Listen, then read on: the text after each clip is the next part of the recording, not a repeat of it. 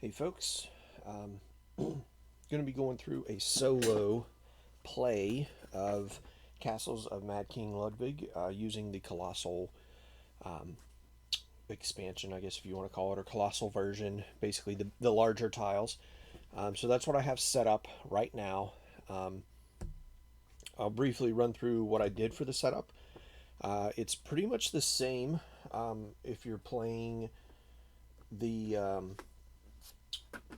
as a normal game, a solo setup, but there are a few key differences. So you're going to place the board out on the score track essentially. Now this is the colossal version. The normal version has spots for all the tiles, essentially on the board or around the board. But because this is the colossal version, there's not room for all that, so they're off here to the side. So you set the board. We put the cards. So the ones on the left here, those are the building card or the room cards, I guess I should say. Those have been shuffled, and then you play. You basically do 11 per player, and when you're setting up a solo game, you set it up as though you're playing with 3 players. So there are 33 cards in that deck. There are the rest of the deck just gets set to the side, so that's not all of the cards. Then you also shuffle up the bonus cards up there.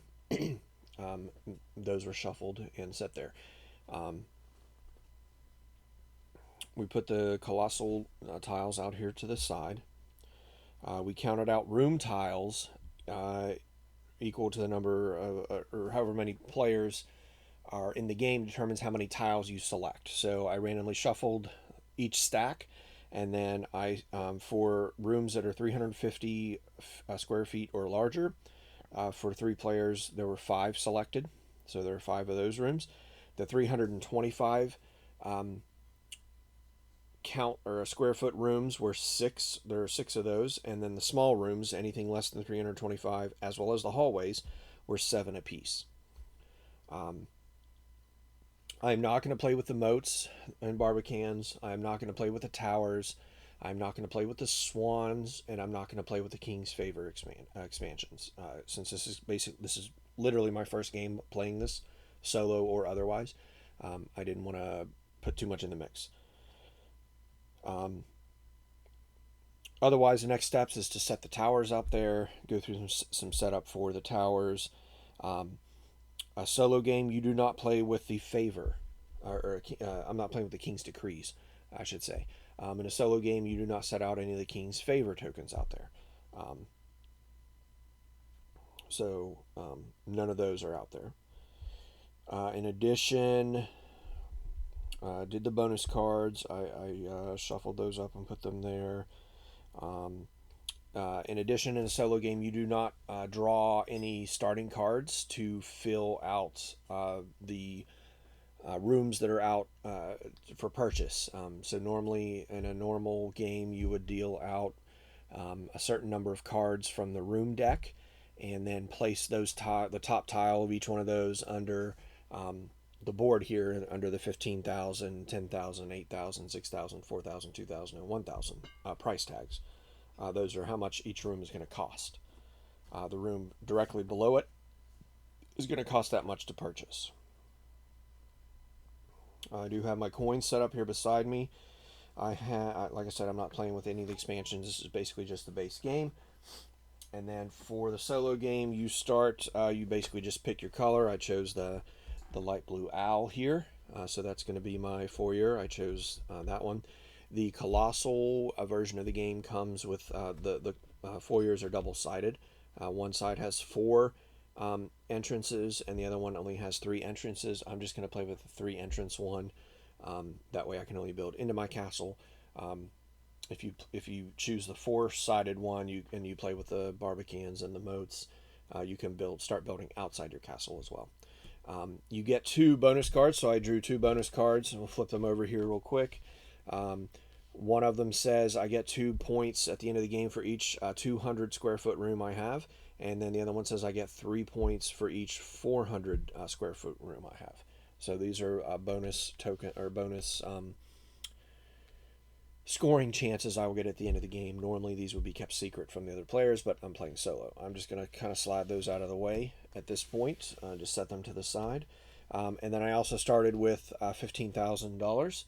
So I have 2 5s and then 5 1s. I'm going to move, well, I'll leave those right there for right now as well. So on a solo player game, you're essentially, oh yeah, my swan started on, or scoring track started on the 0 spot over there, and then I will score accordingly as I play through the game. So with a solo player game, I'm just going to flip over 3 room tiles. I will place those tiles in order from the 6,000, 4,000, and 2,000 slot. Or sorry, in order from the 2,000, 4,000, and 6,000 slots. In that order, and those are what I have to choose from to purchase this round. I could also basically pass and just take $5,000. However, any rooms that I do not purchase at the end of the round will go away. So I get a set of 3 new rooms each turn, and I have to make the best of it. And I'll basically just keep playing, and then there's scoring, like what level you score at the end of the game for the solo game. So let's go through the round. So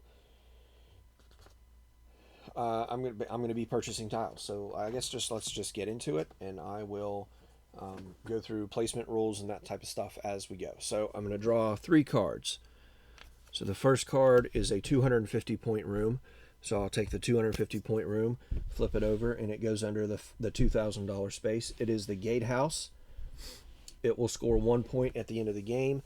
And then if it is completed, which means that all of the entrances to that room have been connected to other rooms, it will score 1 victory point for each tree size outdoor area room that's connected to it. So that's the first one, and then I'll go into the discard. I'll draw another one, and it's a 350 point room.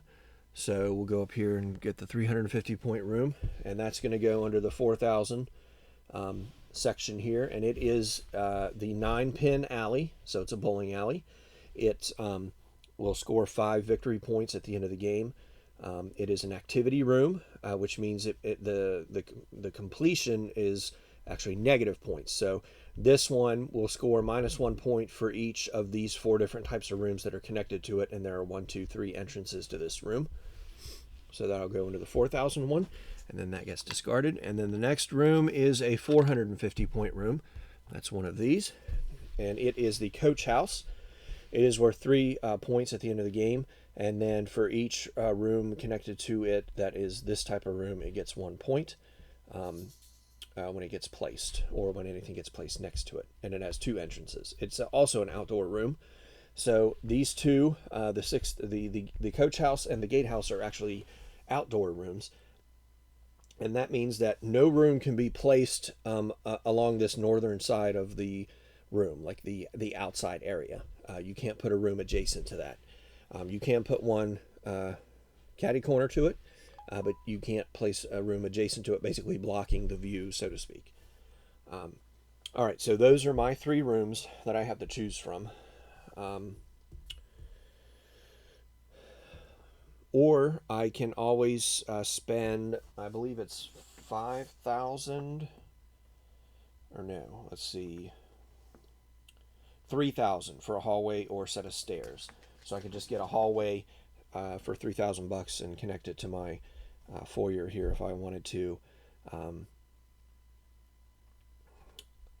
trying to figure out the best way to sort of,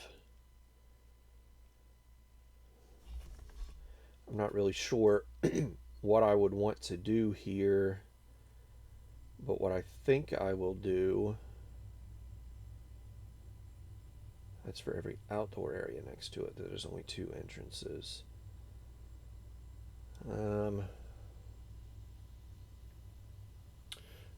Well, I could do the 9-pin alley right off of the foyer here. And I do not believe the foyer counts as any of those rooms. So we'll go to the activity room here. Just look this up real quick. Adjacent penalties. That a wall / entrance of another room is touching any part of a wall of an activity room, not just an entrance. Oh, so anything that touches adjacency to this room, if it's one of those types of rooms, not just the entrance, but even if it's just a wall abutting it, it gets negative victory points. I think the reasoning behind that is, a bowling alley is loud, and you don't want, somebody having a bowling alley right beside somebody's sleeping quarters, right? So,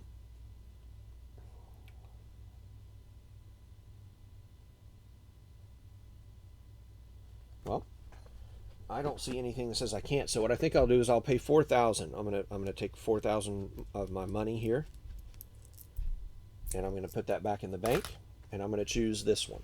Now I have to choose where I want to put it. I have several different options. However, I think what I'm going to do is put it off to the side here, like this. There's 3 entrances, so I could place it any number of ways. It has to match up to an entrance, at least one entrance on another building. So when I'm placing it, I have to go entrance to entrance somewhere. I can close off an entrance, as long as one of the entrances to this room connects to the exit or the entrance of another room. So I think I'm going to put it right here, and then it scores immediately. So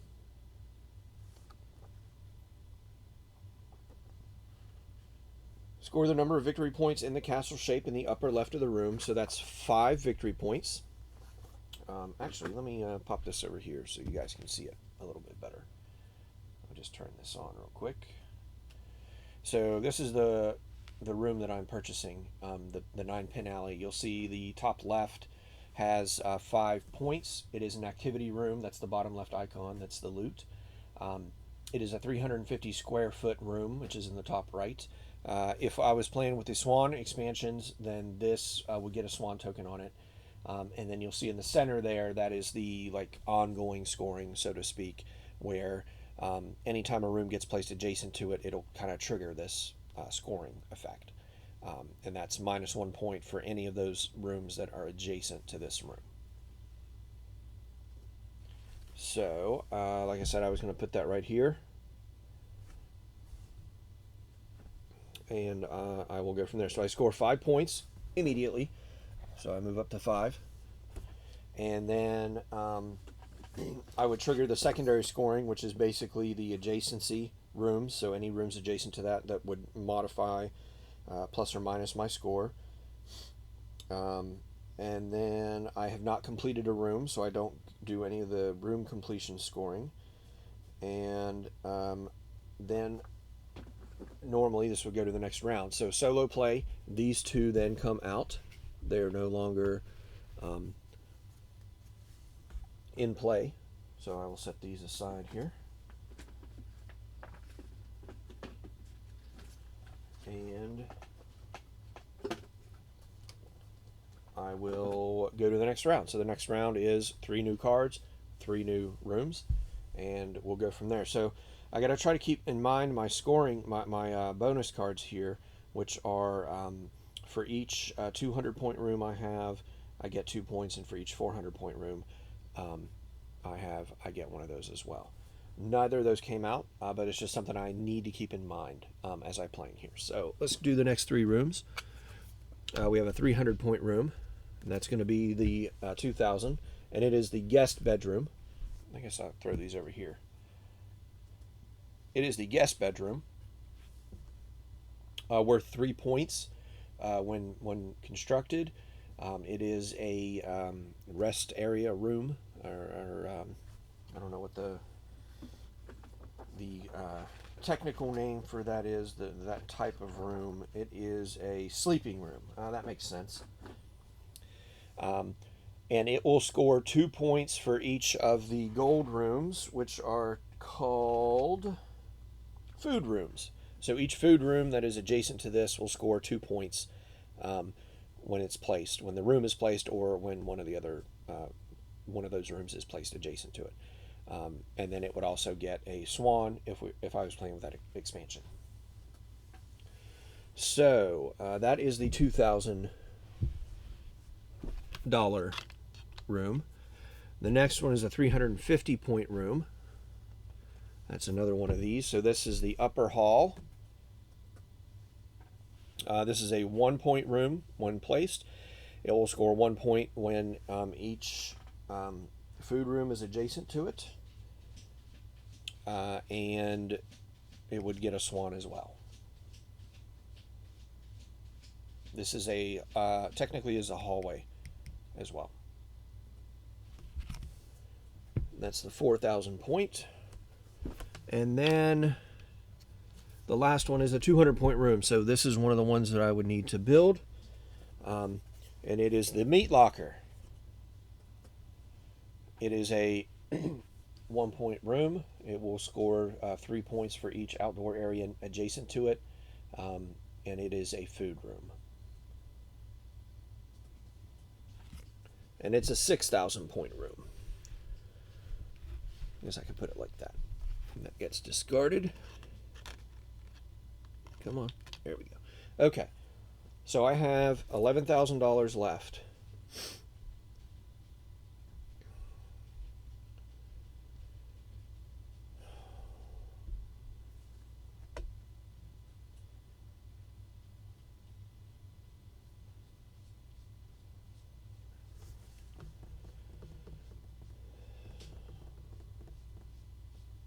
I think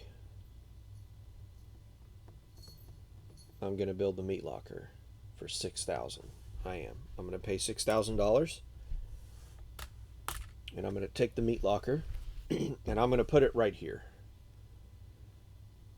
It's right off to the side here. I score 1 point immediately when I place it, and it's not adjacent to anything else yet, and nothing else scores yet, so that's pretty much that. And that's one of my 200 point rooms that I would get 2 bonus points at the end of the game for. So, all right, so now these two go away. No other scoring happens. And I'm on to the next 3 rooms. First one is a 400 point room for $2,000. I'm probably going to go for that.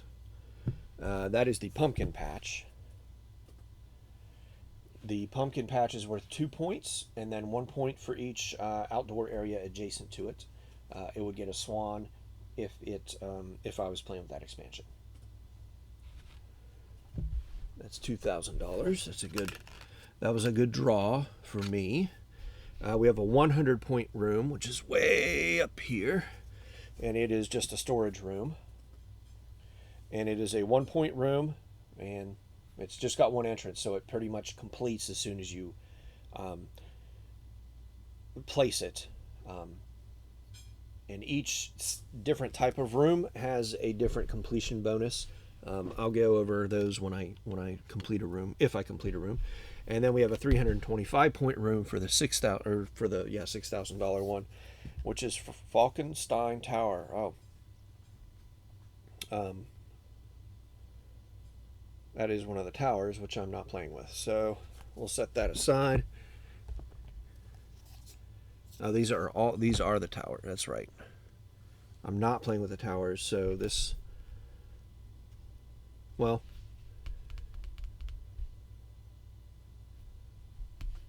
how does that work? I guess I would draw another card out of here. I'll do that. There's a 150 point, so I'm not playing with the towers, so those are all towers. 150 point room, which is the circle room, and that is the flute room. And you see it is 3 points. It is an activity room, is indicated by the loot, which means you don't want it next to certain other rooms, otherwise you'll get negative victory points. So we don't want it next to a sleeping room, and we don't want it next to a living room, which is what the fire indicates. Otherwise, we can place it where we desire. So we will throw that up. That was the $6,000 one, and then that goes away. I have $5,000 left, and I think I'm going to take that. Yeah, I can put that here and get do my bonus scoring, and I complete that room. Perfect. This is great. So I'm going to pay $2,000. I have 5,000, so I'm going to put 5 in. I'm going to get 3 back. Probably going to have to pass next round or two, unless something really good comes out here. Now I'm going to take the pumpkin patch. I've got 3 entrances that I can do with this pumpkin patch. However, since it is an outdoor, I can't put anything adjacent to this side. So I think what I'm going to do is I'm going to put it this way, and I will put it right there. That way it lines up, even though it's upside down. The face that I can't put anything against is on this side of the tile, so the closest towards me. So I can't put anything on this side of the tile, which doesn't bother me. So I get 2 points for placing it. So now I'm up to 8 victory points. And now, add or subtract any victory points based on the icons in the center of the room. So I would get 1 point for every other outdoor area adjacent to this, which is, or connected to that, I guess I should say, which is none. Then I check the rooms that are connected to the room that was just placed and add victory points based on the icons for those rooms. So then I go over to this room, and the meat locker says for every outdoor area adjacent to it, I get 3 points. So I do have the pumpkin patch is an outdoor area, so I get 3 victory points. 1, 2, 3. So I'm up to 11 now. Then I would check for any adjacent activity rooms. The activity room I have is way over here. It's not adjacent to anything. I would check for any downstairs rooms. I don't have any downstairs rooms yet. And then if I completed 1 or more rooms, apply the completion reward for those rooms. So I did complete a room. So to complete a room, you have to basically connect all entrances of that room to other rooms. If you block off an entrance with like a wall, that doesn't count. And if you do that to a room, you can no longer complete that room. So this meat locker only had 2 entrances, and it is entrance to entrance on 2 other rooms. So I did complete the meat locker room.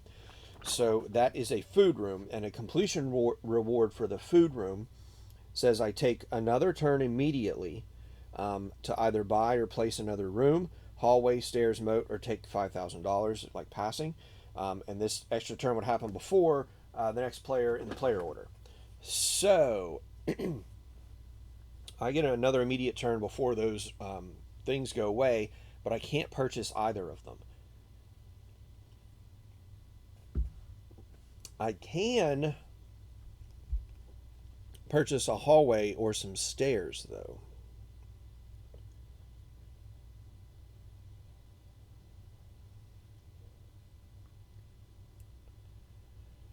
I think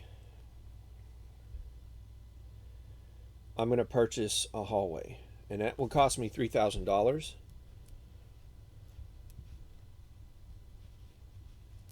That'll cost me that's my last 3,000, and I get a hallway here. And the hallways are 2-sided. There's the upstairs hallway and there's the downstairs hallway. The downstairs hallway is just darker, but I'm going to put this hallway right here. Cut off this entrance here, so it's going back into my castle from this outside pumpkin patch area. And the hallway has many entrances on it. Each one of those little dark spots is an entrance to that hallway, so I can have multiple rooms coming off. I don't know if this was a good decision, but we'll see. Okay, so that was my completion bonus for the meat locker. And then now we finish the round, which means that these go away. And I am ready to do 3 more cards. So we have a 450 point room, which is one of these, and that's Going to be a $2,000 one, and this is the Armory. It's a 1 point score immediately when placed. Excuse me. And then the center is 2 points if it is. Well, let's look here. Oh, that's a downstairs. Oh, this is a downstairs room, as indicated by the icon in the bottom left, which means it can't be placed. I can't place it anywhere because I've not built stairs going downstairs yet. And basically, this room would score 2 points for every activity room that I have. Does it have to be? Let's see here. Have each of your icon in the center of them. When you place that downstairs room, take victory points for each of the rooms that are of the type indicated on the tile.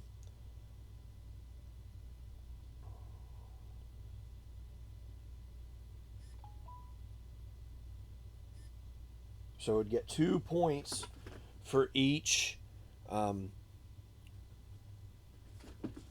Is it every 2? Is that what it said? No, it's just every 1. So 2 points for each of those icons, including the icon that was just placed. So this is an icon for this room. So I would get at least 2 points for placing. I would get 1 point, and then 2 points for this one, and then I would get 2 points for the 9-pin alley that I've already built. If I'm reading the rules correct, I may be wrong about that. But that's the Armory. I can't place it because it's a downstairs room right now. And you can't purchase a room if you cannot place it. So I can't buy it and then hold on to it for later. Then we have a 250-point room, which is the underground stables. This might be a good round for me to pass and get $5,000. It is a downstairs room. It's worth 2 points, and then I get 1 point for each outdoor area that I have.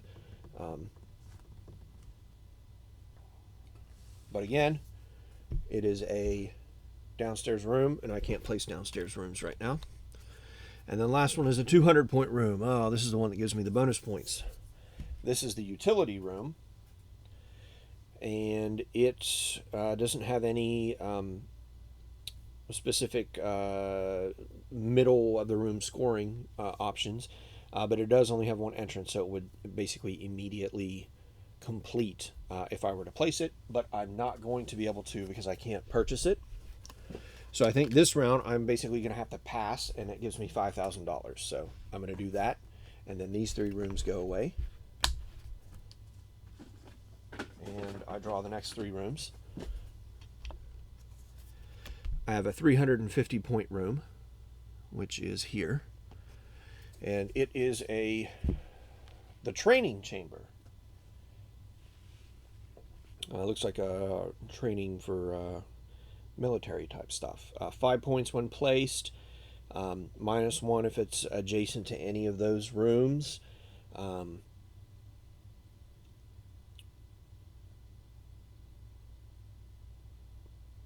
I could place that right next to the 9-pin alley and have no ill effects. I might do that. We'll see. I mean, who doesn't want to do a little training and then go bowling and just step right next door? All right, so the next one is a 500-point room. That's one of these big round rooms. And that's the forum. This is also a activity room, which nets 6 points. However, it's -2 for each of those tiles that's adjacent. I could also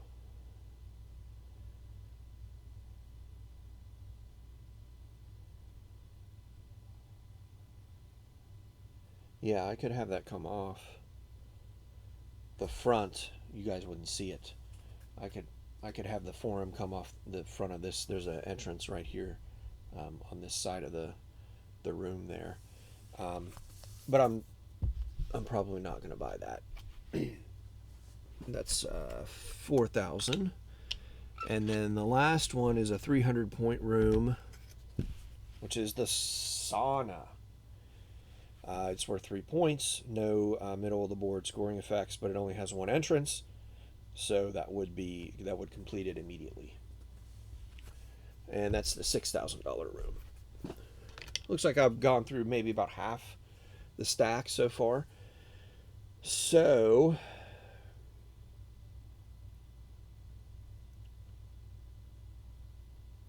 I could spend 2,000 and get 5 points.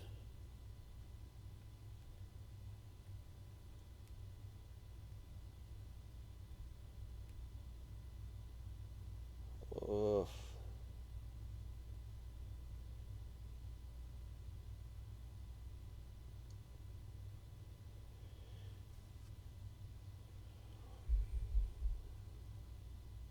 Or I could pass and get 5,000 more dollars.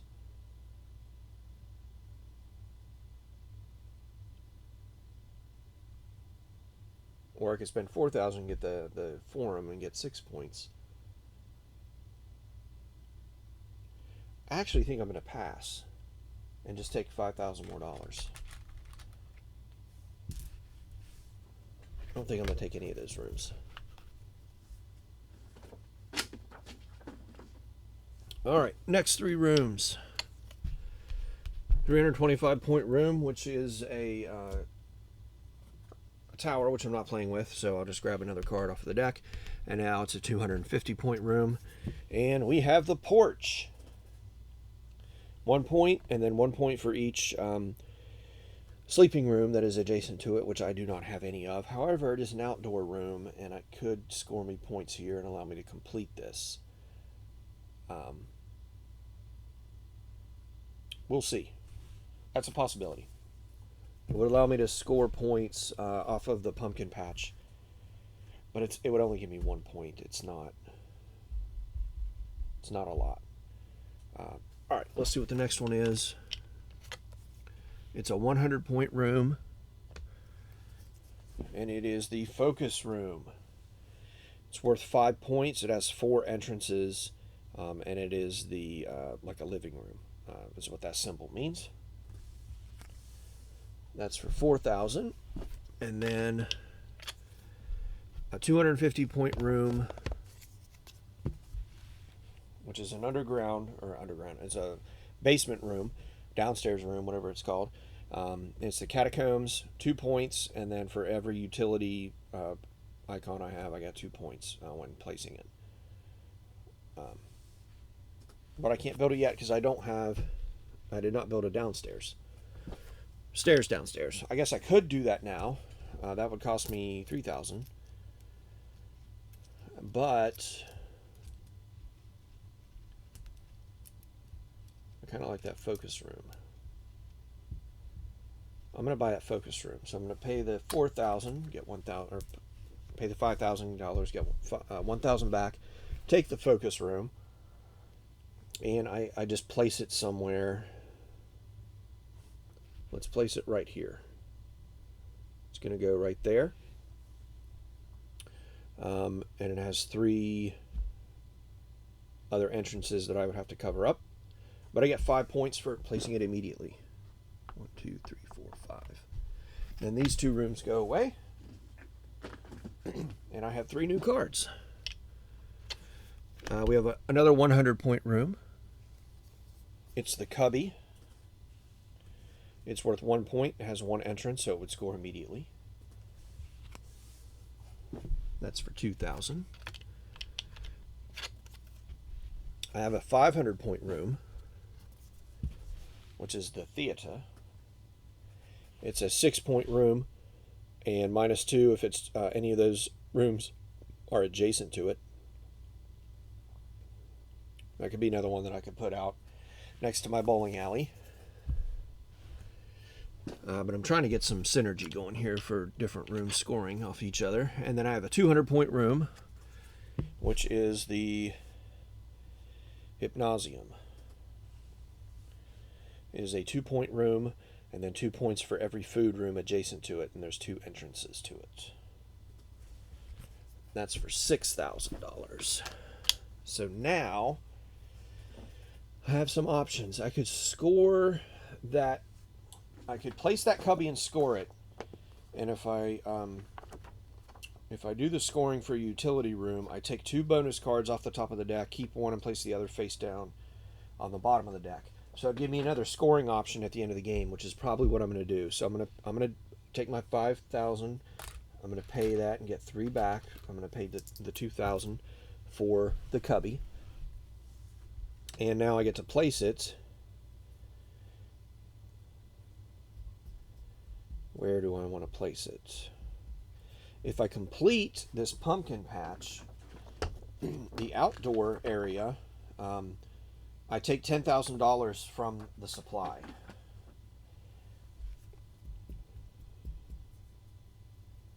Which might be very helpful. So I think I will do that. I'm going to place the cubby right here. It's a cubby off the pumpkin patch. You guys can't really see it because it's off the edge of the board here. But it's worth 1 victory point for placing. That's 1. There's no middle scoring. However, we do go check this scoring for the pumpkin patch in the middle. 1 point for each outdoor, whenever an outdoor thing is placed connected to it. This is not an outdoor tile, so that doesn't take effect.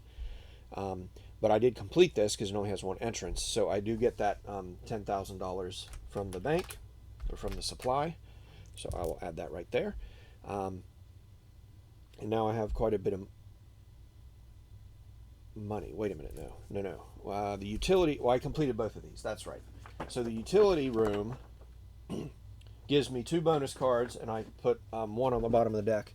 So I draw 2 of these bonus cards. And my options, put them over here, is score 2 points for every 300-point room I have, which I have none, or I score 1 for each of my courtyards. And a courtyard is the outdoor area, or I think it's the outdoor rooms. I think.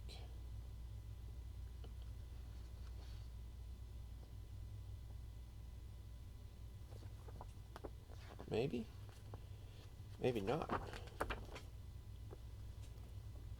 Each of your courtyards. Let me see what this the rule book says about that. Courtyards. Courtyard favor is based on how many courtyards you have in your castle. A courtyard is a completely enclosed area with at least 1 entrance. A completed moat creates at least 1 courtyard if there is at least 1 entrance into it.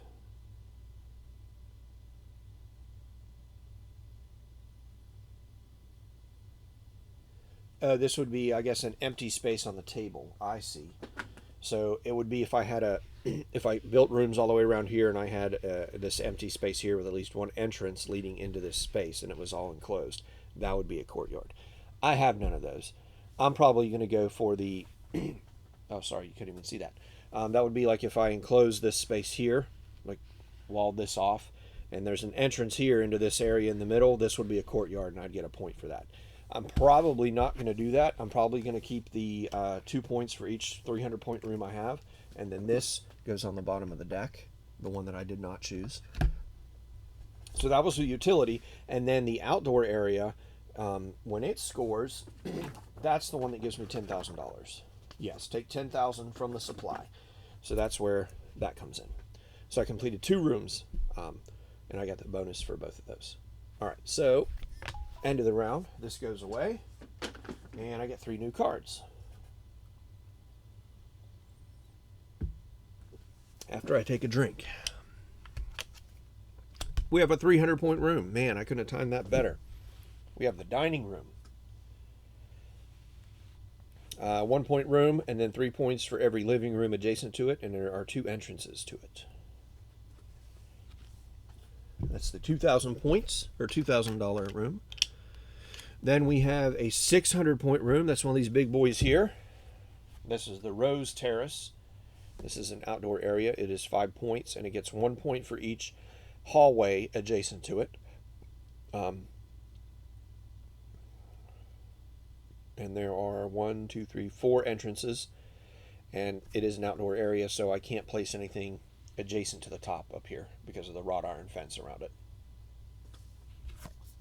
So that would be 4,000.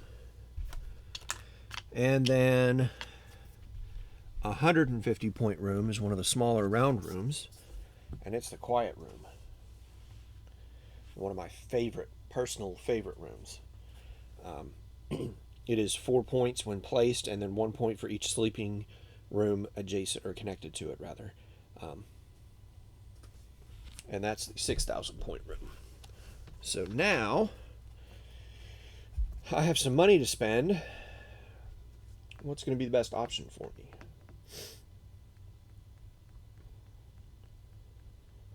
Don't really want to place anything over here because of this room, unless it's something that's not going to set off one of these 4 types of rooms, which I could place. Would this fit there? It actually would.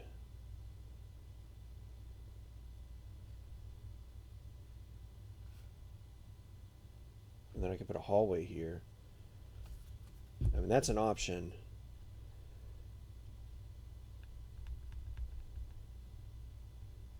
Or I could build this, put it adjacent to this, and score some points.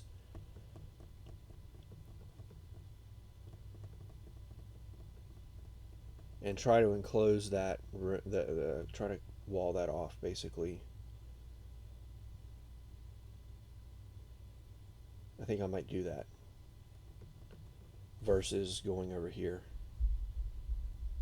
I think I'll be able to get more points out of that 300 point room. Plus I get the 2 points for it, yes. So I'm going to spend $2,000.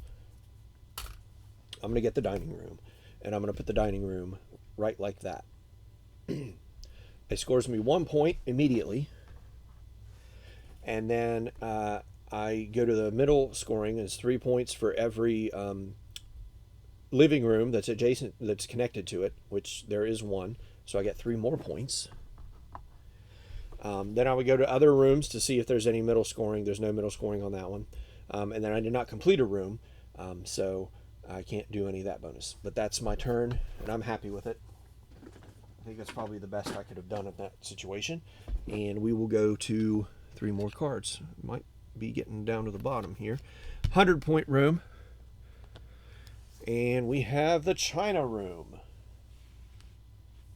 2 point room. 2 entrances. That's pretty much all there is. That was there. Now we have a 400 point room. I get points for these as well. These are the servants' quarters. 4 points when placed, and then 2 points for each hallway adjacent or connected to it, rather. It is a sleeping room. That's the $4,000 one. And then we have a $200 or 200 square foot room, rather, and we have the anteroom. 1 point when placed, 3 points for every sleeping room adjacent or connected to it, not adjacent. And that's the 6,000 point room. So now I have some choices.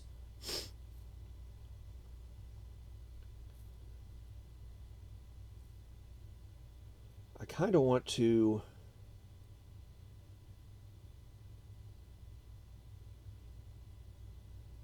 I have to put a sleeping room adjacent to it. I kind of want to try to, if I close off this room, or if I complete that room rather,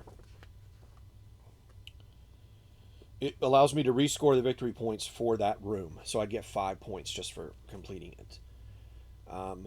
If I complete the other room up there, the food room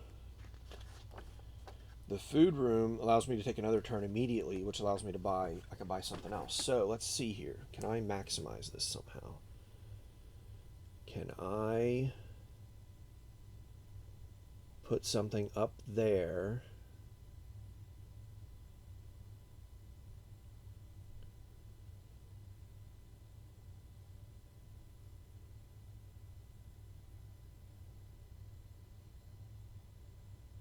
I could. I'm going to have to move the board out of the way.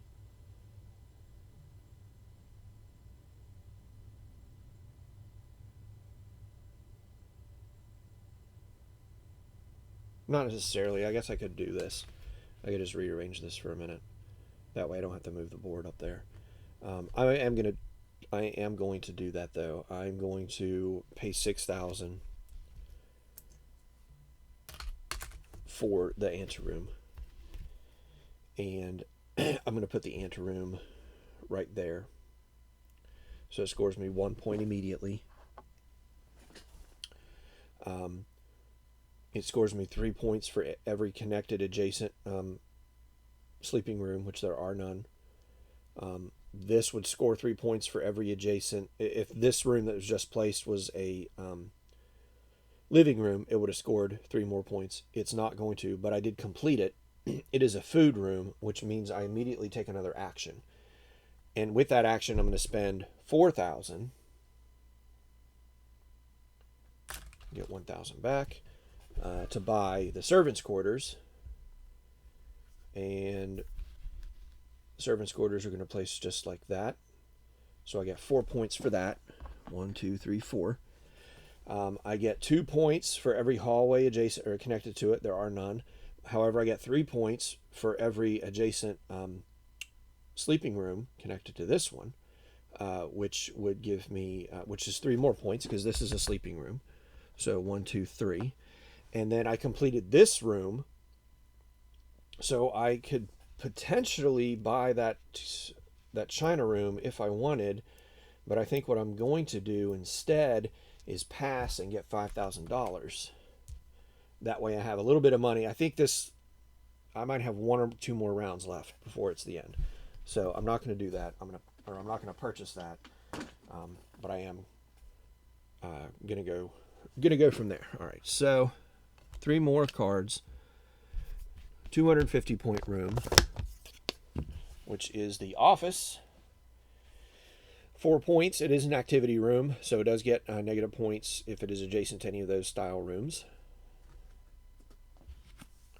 And that's the $2,000 room. Then I have a 400 point room, which is the grand bedchamber. It's a 4 point room, and then 2 points for each hallway adjacent to it, or connected to it, rather.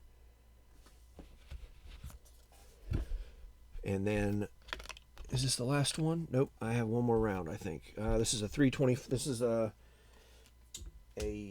tower card, so we'll just draw another one off the top, and that's 150. So we have a round room, and it's the hole. It is an underground or a basement building, so I technically can't build it, but it would be 3 points and then 1 point for each sleeping room that I have. And that's the $6,000 one. Okay, so I have $7,000.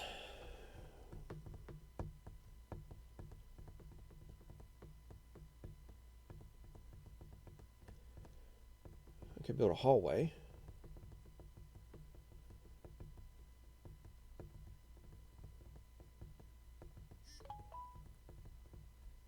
Can't really build the office anywhere. Well, I could build it off of here probably.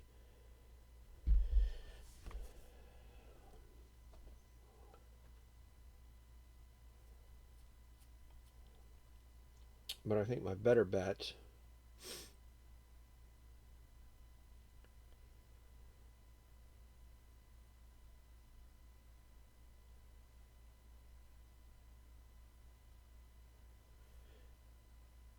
might be just to pay $3,000 for a hallway.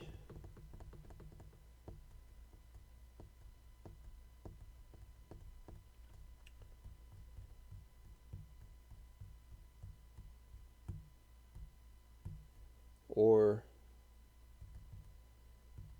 I could buy that grand bedchamber and try to finish that focus room. But then it leaves me only that leaves me only being able to buy the $2,000 room with this last turn.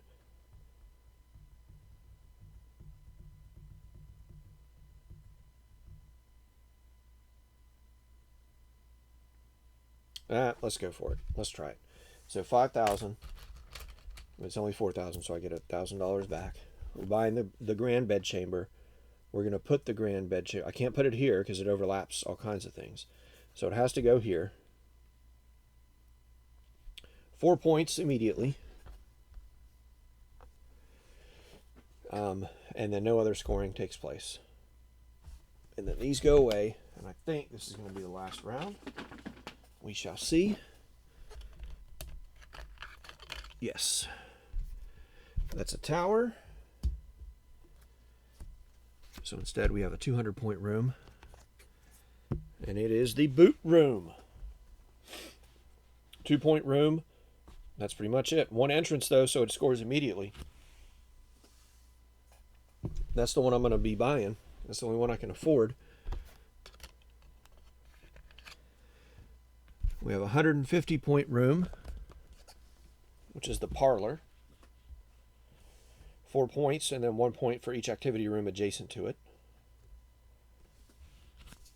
That's the $4,000 room. And then lastly, we have a 600-point room, and it's the hedge maze. 5-point room, 1 point for each living room adjacent to it. And you can't build along the north face because it's an outdoor area. So that's the 600. And then after this, I'll count scoring and see how well I did.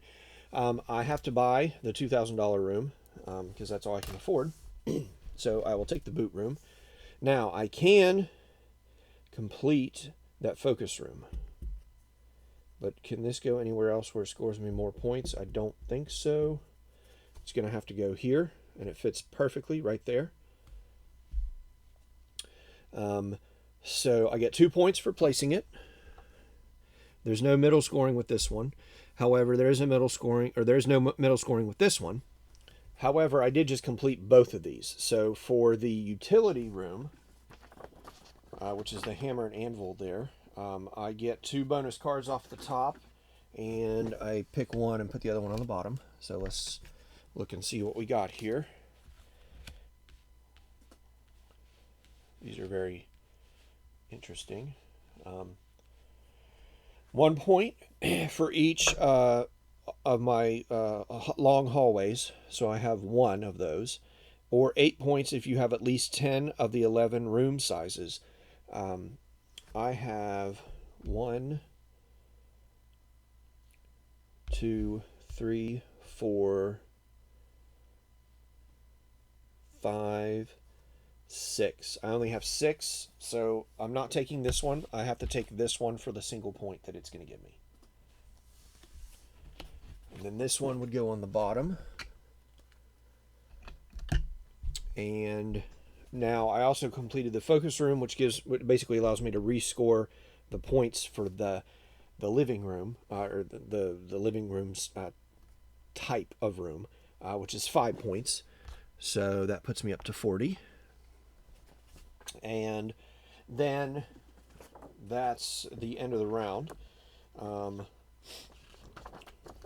go to game end scoring. After the last round, players score for the following.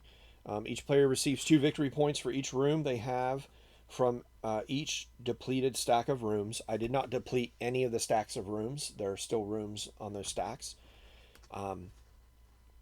So I get no points for that. If I were playing with swan tokens, I would have gotten points for swans.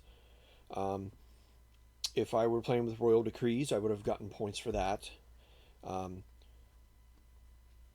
King's favors, which are not in the solo game. And then bonus cards, which I do have. Actually, the scoring for the solo might forego all that stuff. Let me look here.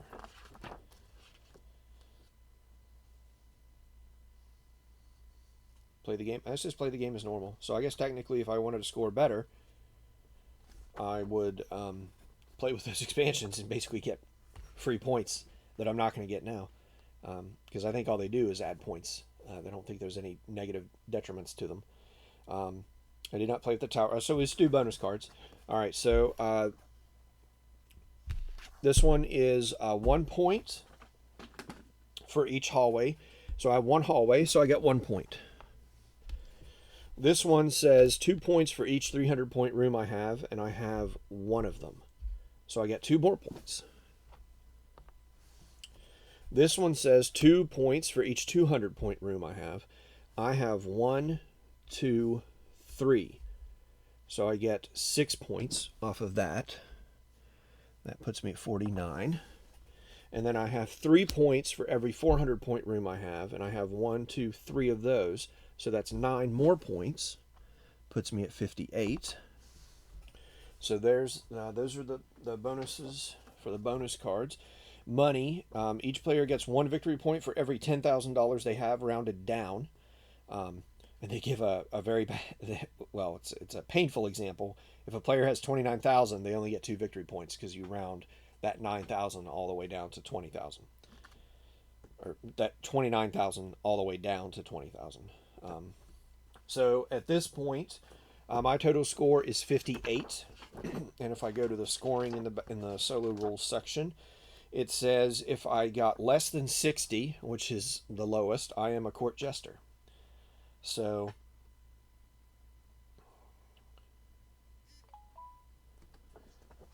there's that. If I would have played with the Swans, I probably would have gotten at least over 60. The towers, I'm not sure. I haven't really read how the towers work.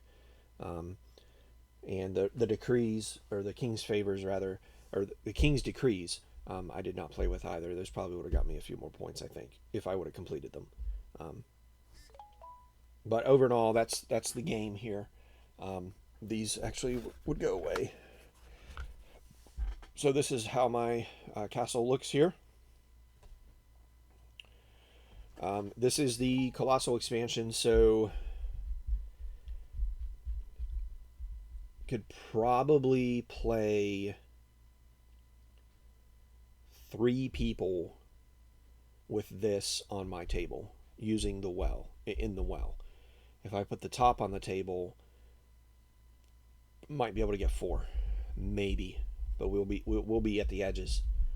But there's not really, I mean, you have your bonus cards, and you're gonna have your little cheat sheet with like your how the scoring goes and the actions and all that stuff. And you're gonna have your money, but there's not, you as a player don't really need, outside of building your castle, you don't need like a reserved area where you keep stuff secret.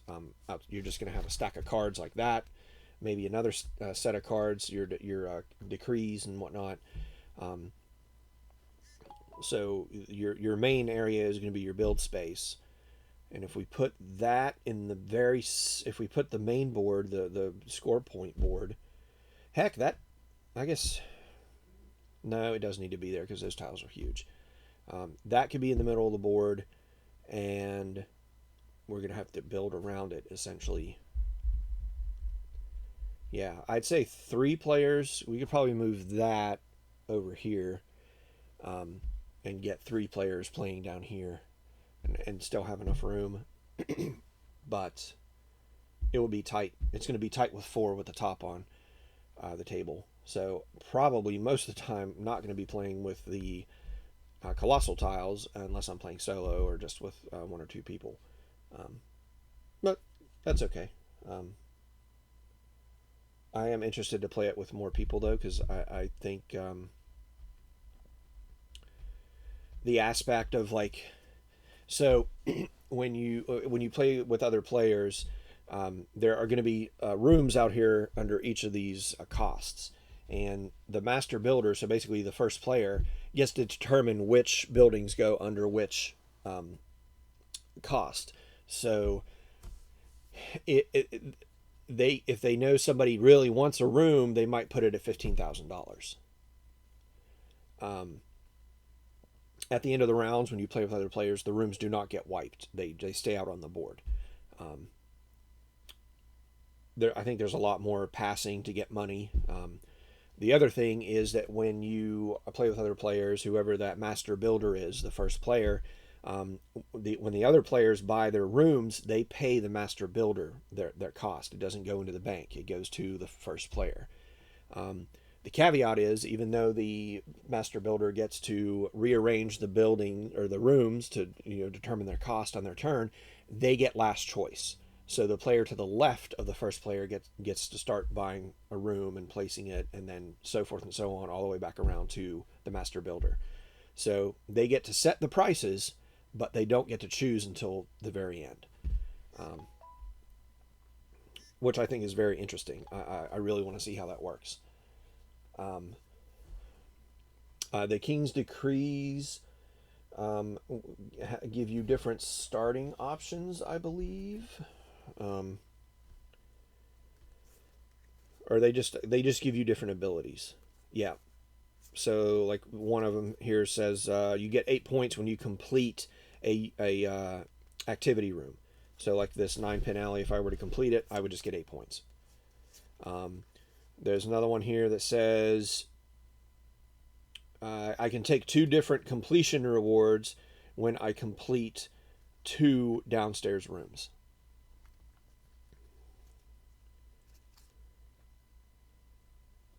Ooh, there's one here that says you automatically win ties. So if you tie with anybody at the end of the game and you have this card, you automatically win. That's that's pretty cool.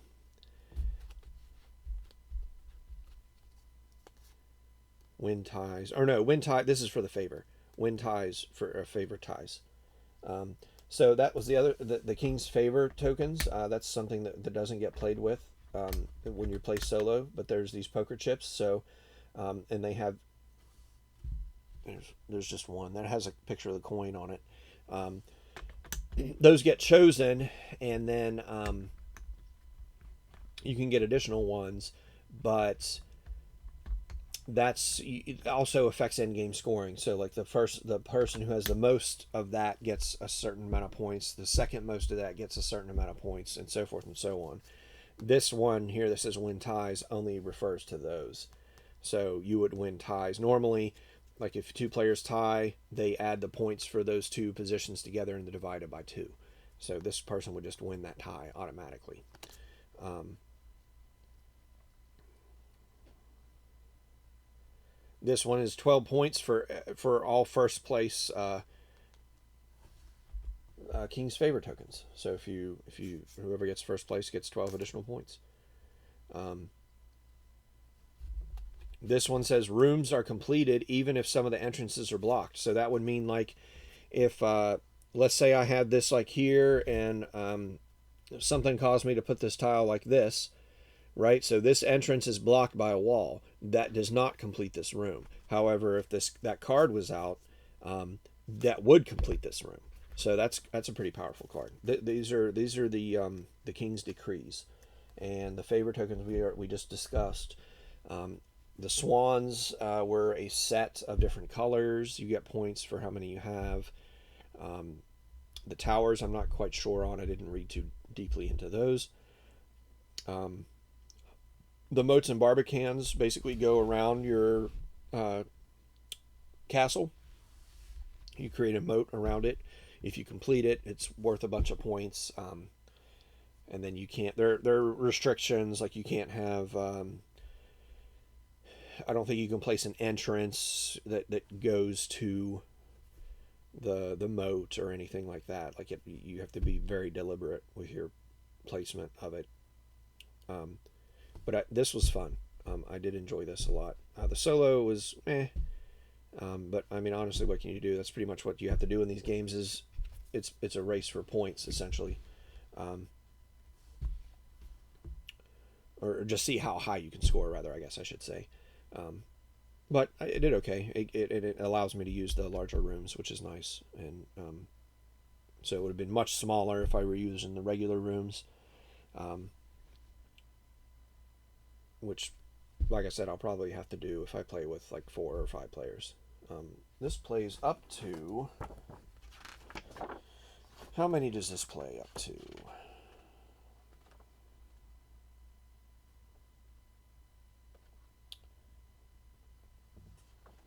Does it say? Probably 5. 5 players.